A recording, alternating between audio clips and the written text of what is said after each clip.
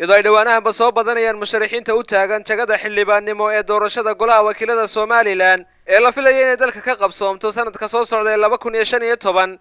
ayaa waxaa habeennimadii xalay ahayd munaasabad ballaaran oo lagu shaacinayay musharaxnimada Marwo Saada Jaamac Aadan oo u sharaxan jagada xildhibaannimo ee doorashada golaha wakiilada Somaliland waxaana munaasabadan lagu shaacinayay musharaxnimada Saada Jaamac Aadan ka soo qayb galay qaar ka mid ah cuqaasha iyo waxgaradka kala duwan ee gobolka Saaxil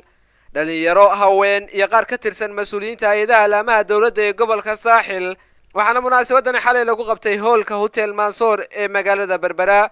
iyadoo ay ugu horeyntiiba munaasabadani daafureen qaar ka mid ah cuqaasha iyo dhalinyarada gobolka Saaxil iyo sidoo kale qaar ka mid ah mas'uuliyiinta hay'adaha laamaha dawladda ee gobolka Saaxil oo iyagu ka soo qayb galay munaasabadan ayaa waxay si isku mid ah u soo dhaweeyeen shaacinta ay Marwo Saada Jaamac Aadan ku dhawaaqday inay u taagan tahay jagada xildhibaannimo ee doorashada golaha wakiilada Somaliland ee la filayo inay dalka ka qabsoomto sanadka 2015 waxaan leeyahay musharaxnimadeeda waa musharaxnimo aanu taageernay haddii aanu nahay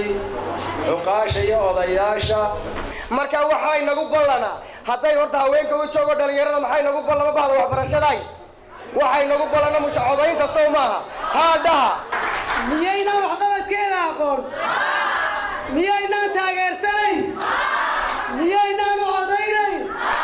nahay odayaashii halkan hore uga hadlay anigaba waxaanu taageersanahay musharaxnimada Saada Jaamac Aadan gabagabadii waxaa munaasabadaasi soo afmeeray musharaxa xildhibaannimada u taagan doorashada golaha wakiilada Somaliland Saada Jaamac Aadan iyadoo ka warantay waxyaabaha ku kalifay inay sharaxdo sidoo kalena waxay goobtaasi ka cadaysay hankeeda musharaxnimo waatan Saada Jaamac Aadan iyadoo arrimahaasi ka hadlaysa waxa igu kalifay inaan hankayga siyaasadeed aan horumariyo haweenka maanta halkaas soo fadhiya iyo dhalinyarada quruxda badan leh halkaas soo fadhida iyo cuqaashayda qaaliga ee reerkan ka dhashay iyo reerka xurtaydu ahaydba ayaa sababteeda lahayd inaan isu soo taago musharaxnimada baarlamaanka gobolka Saaxil ee mustaqbalka dhow soo socda waxaan doonayaa insha Allah billahi kariim haddii ilaahay ila qabto oo ku guuleysto musharaxnimada baarlamaanka jamhuuriyadda Somaliland ee khaasatan gobolka Saaxil inaan wax badan insha Allah billahi kariim musharaxan ayaa noqonaya musharixii ugu horeeyay ee gobolka Saaxil kaga dhawaaqay inuu u taagan yahay doorashada golaha wakiilada Somaliland ee 2015 ka dhici doonta dalka Khalid Xasan Nuur telefishinka madaxa bannaan ee Bulsha TV